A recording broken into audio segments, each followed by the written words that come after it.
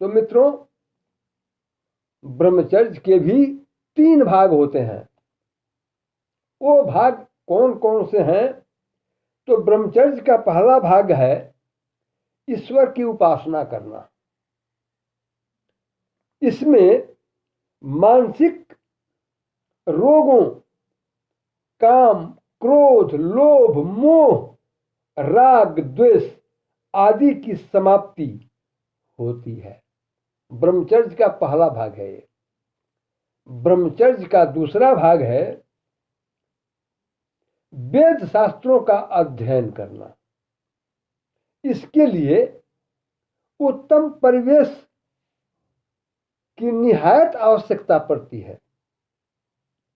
शुद्ध भोजन करना, अल्पाहार करना, व्यायाम अर्थात योग करना एवं उत्तम विचार रखना तथा ईश्वर की भक्ति करना, ये ब्रह्मचर्य का दूसरा भाग होता है। आगे तीसरा भाग, ब्रह्मचर्य का तीसरा भाग शील अर्थात वीर्य का रक्षण है। इसकी रक्षा करने से क्या होगा? तो इसकी रक्षा करने से जीव जो है तेजवान होगा, बलवान होगा, यशस्वी होगा, कीर्तिमान होगा।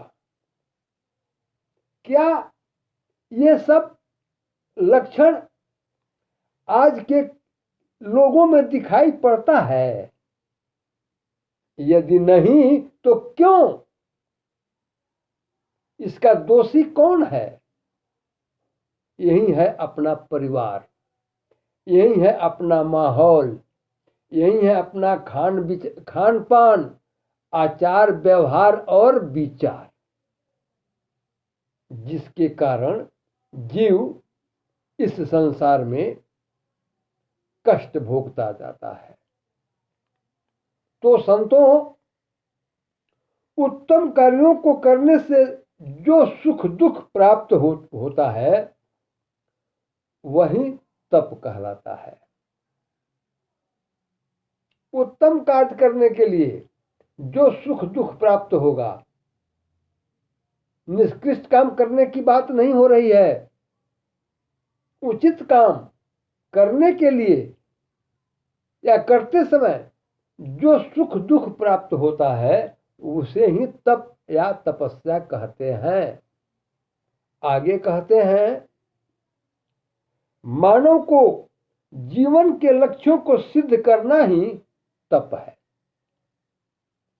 एक मनुष्य यदि अपने जीवन में एक अपना सही लक्ष्य निर्धारित कर ले और उस लक्ष्य की प्राप्ति के लिए प्रयत्नरत हो जाए, प्रयत्न करने लगे, तो वह ही तप या तपस्या कहलाता है इस समय में। आगे ईश्वर का गुणगान, ईश्वर का गुणगान का श्रवण करना कान के द्वारा किया जाता है। कीर्तन मुख के द्वारा किया जाता है और कर्म हाथ के द्वारा किया जाता है तथा अंत में चिंतन मनन ये मन के द्वारा किया जाता है। ये तीनों ही भक्ति के महानतम साधन कहे गए हैं। ये मैं नहीं कह रहा हूं, लेकिन मैं इस विचार से सहमत जरूर हूं।